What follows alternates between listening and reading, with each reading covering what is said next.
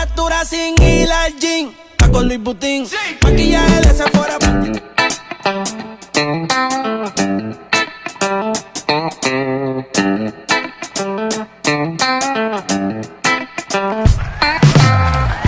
Hola, bienvenido nuevamente a tu canal de economía.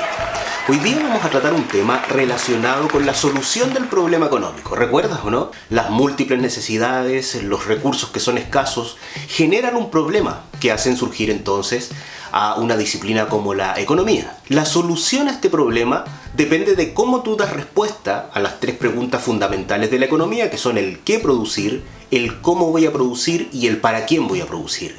Dependiendo cómo nosotros respondamos estas tres preguntas fundamentales, vamos a definir la forma de administrar nuestro Estado y por ende también los recursos que nosotros tenemos a disposición. Vamos con ello en esta siguiente cápsula. Lo primero que tenemos que trabajar es la definición del concepto de un sistema. Hoy día vamos a hablar de sistemas económicos, por ende nos interesa saber qué es un sistema. Y un sistema es un conjunto de elementos, de actividades, que se encuentran relacionadas entre ellas y que pueden funcionar como un todo, Constantemente lo hemos escuchado. Y el sistema más común es efectivamente ese que cuenta con una entrada, con un proceso, con una salida y hay un elemento de retroalimentación. Ese es el más común que nosotros hemos conocido. El sistema funciona para muchas cosas, pero mira, dejemos esto un poquito apartado, vamos a volver a recordar porque por lo menos ya entendemos lo que es, y volvamos entonces a nuestro problema de la economía. Nuestro problema económico, te recuerdo, está relacionado con dos grandes elementos. Primero, las múltiples necesidades que tenemos, son muchas, y los escasos recursos. Si tú te das cuenta, ahí hay una guerra entre lo mucho y lo poco, que empieza a chocar y que hace surgir entonces un problema en la economía que en realidad trata de buscar solución a través de una disciplina, que es la que estamos estudiando, ¿cierto? Economía. Este problema económico es un problema transversal durante mucho tiempo y el problema entonces nosotros tratamos de solucionarlo. La pregunta es, ¿cómo solucionamos este inconveniente que se nos presenta? Y para ello, lo primero que nos hacemos son tres preguntas fundamentales de la economía.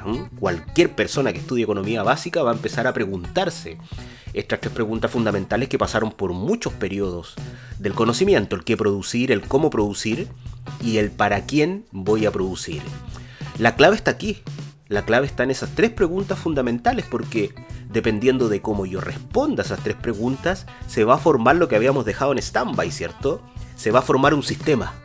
Y ese sistema va a tratar de dar una respuesta para poder solucionar entonces el problema económico. Desde el punto de vista teórico, son tres los sistemas que en realidad existen. El libre mercado, su nombre lo indica. Quiere decir de que hay una libertad por parte de los agentes de la economía, ¿cierto?, para tomar sus propias decisiones. Y las tres preguntas fundamentales entonces son respondidas por los agentes de la economía. Pero también existe un sistema que está relacionado con la planificación central.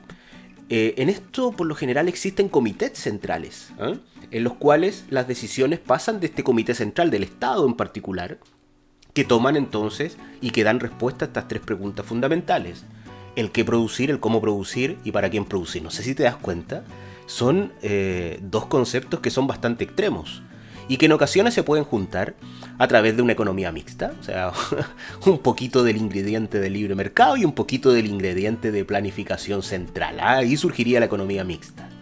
Pero fíjate que este último tiempo ha surgido un concepto también que no deja de, por supuesto lo tenemos que nombrar, que son las famosas economías sociales de mercado. Economías sociales de mercado. Algunos teóricos lo van a colocar y lo van a instaurar en una economía mixta, pero fíjate que yo trato de generar una reflexión sobre aquello. Para mí las economías sociales de mercado son economías de mercado que le agrego una pizca en el ámbito social. De tal manera que si esto lo llevamos a una representación es como una balanza, en el cual por un lado está entonces los ámbitos sociales y en el otro están los ámbitos de mercado. Entonces, cuando un gobierno, un político, decide presentar una propuesta de gobierno, un programa de gobierno, en ocasiones va decidiendo dónde coloco más el peso, en el ámbito social o en el ámbito mercado. Es como lo que ocurre en Chile. En Chile, por lo general, es una economía social de mercado, pero es una economía de libre mercado que, de cierta manera, cuando el agente privado no quiere entrar en un determinado sector, es donde ingresa el Estado De tal manera que los gobernantes constantemente tienen que estar tomando decisiones sobre si coloco una pizquita en el ámbito social o si coloco una pizquita en el ámbito del mercado. Esto no quiere decir que siempre funciona, ¿eh? Tenemos casos relevantes en Latinoamérica en los cuales vemos que hay programas sociales sumamente fuertes, pero que en la práctica, ¿cierto?, no han dado el resultado esperado. Analicemos ahora un poquito el concepto de las ventajas y desventajas. Una ventaja de la economía de libre mercado es que la elección, el consumo y la producción surge de acuerdo a las preferencias de los agentes económicos, que son en este caso básico las familias y las empresas, así que el dedito para arriba para el libre mercado en ese aspecto.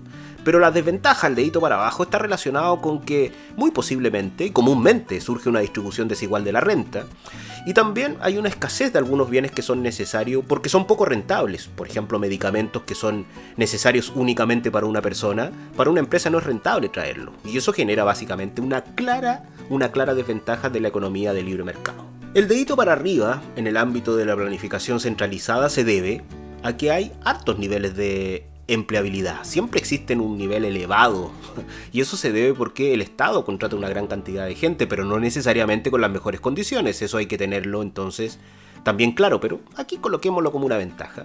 Y también que las necesidades básicas son una prioridad para el Estado. Como el Estado decide qué, cómo y para quién producir, en muchas ocasiones en realidad decide que todos los recursos deben estar en algunas necesidades y debe cubrir algunas necesidades que son primordiales dentro del desarrollo del ser humano. Desde el punto de vista de las desventajas, el dedito para abajo está porque hay muy poco incentivo para la producción por parte de agentes privados.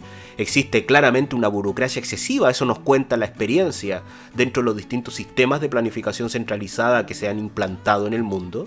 Y también una ineficiencia productiva. Si recuerdas, la frontera de posibilidades de producción te genera esa explicación sobre la ineficiencia. O sea, quiere decir que nos encontramos adentro de la frontera de posibilidades de producción y no ocupamos óptimamente nuestros recursos. Y el último, ¿cierto? La economía mixta tiene ventajas y desventajas también, dedo para arriba porque hay una libre acción de los consumidores y también de los productores, pero también hay una intervención del Estado. Recuerda que es un elemento mixto, mezclamos la planificación central con el libre mercado, así que el dedo para arriba en ese aspecto. Y desde el punto de vista de la desventaja, o la principal desventaja es que son similares a los sistemas anteriores, pero surgen de acuerdo al peso absoluto entre el Estado y el mercado. O sea, quiere decir que aquí entramos en una dicotomía, tratar de entender entonces por parte de un régimen político qué pesa más dentro de esta economía mixta. Por eso yo generaba esa inquietud que la habíamos analizado anteriormente sobre esa reflexión con la economía social de mercado. Te la dejo también para que tú generes esa reflexión. ¿La economía social de mercado es efectivamente una economía mixta o es una economía que se encuentra entonces al alero del libre mercado? Es una buena pregunta que yo siento que no está del todo respondida dentro del aspecto teórico. Así que básicamente hemos visto la economía de libre mercado, la planificación central y la economía mixta con sus sostenidos y con sus bemoles. Sin lugar a duda, la economía y en particular los sistemas de la economía ayudan a solucionar este problema económico. No confundir con el concepto de el aspecto neoliberalista, capitalista, etcétera, que son elementos que popularmente se utilizan, pero desde el punto de vista técnico y teórico, los conceptos que nosotros vamos a utilizar son la economía, ¿cierto? La economía de libre mercado, la economía mixta y la economía de planificación central. En el último tiempo se ha incorporado el concepto de las economías sociales de mercado, pero como hemos dicho en el video, ahí hay varios elementos que nos llevan entonces a una reflexión distinta. Si tienes algún tema, algo que te interese y que quieres que en realidad nosotros preparemos tal vez algún material, no dudes en contactarnos. Nosotros tenemos toda la disposición y eso también nos ayuda a crecer como canal educativo de economía. Nos vemos entonces en una siguiente cápsula.